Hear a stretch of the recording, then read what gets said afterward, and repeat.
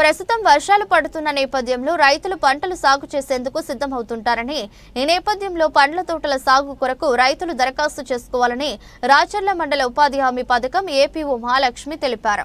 5 ఎకరాల లోపు భూమి కలిగి ఉన్న రైతులకు మాత్రమే ఉపాధి హామీ పథకం కింద పండ్ల తోటల సాగుకు అవకాశం ఉంటుందన్నారు.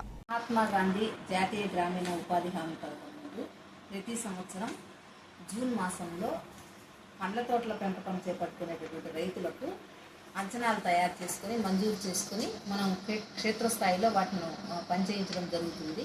ప్రస్తుతం వర్షాలు పడుతున్న కారణంగా రాచర్ల మండలంలో గలటువంటి ఆసక్తి గల రైతులందరూ కూడా ఎంజీఎన్ఆర్ఈజీఎస్ నందు పండ్ల తోటల పెంపకం చేసుకునే వాళ్ళందరూ కూడా దరఖాస్తులు మీ సంబంధిత క్షేత్ర సహాయకులకు కానీ లేదా మండల ఆఫీసులో ఉన్నటువంటి ఎంజీఎన్ఆర్ఈజీఎస్ సెంటర్కి కానీ మీరు దరఖాస్తులు ఇవ్వవలసిందిగా అందరినీ కోరుకుంటున్నాను.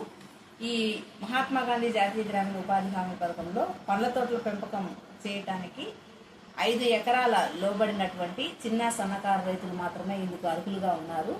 కాబట్టి చిన్న సన్నకారు రైతులు మాత్రమే ఈ అర్జీలు పెట్టుకోవాల్సిందిగా తెలియజేసుకుంటున్నాను.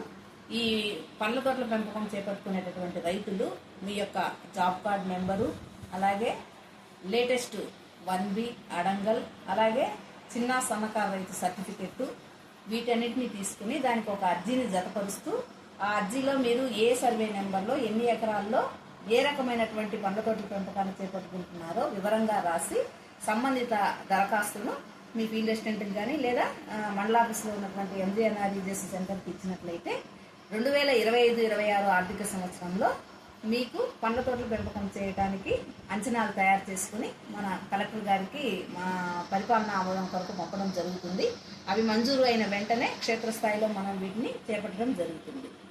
మహాత్మా గాంధీ జాతీయ గ్రామీణ ఉపాధి హామీ పథకంలో ప్రస్తుతము మామిడి, జామ, నిమ్మ, సపోటా, మునగ ఈ రకమైనటువంటి పండ్ల తోటల పెంపకాన్ని చేపట్టడానికి మనకు వీలున్నది. కాబట్టి ఈ రకమైనటువంటి పంటల్లో ఎవరైనా రైతు ఆసక్తి ఉన్నట్లయితే ఈ అవకాశాన్ని సద్వినియోగం చేసుకోవాల్సిందిగా తెలియజేసుకుంటున్నాను.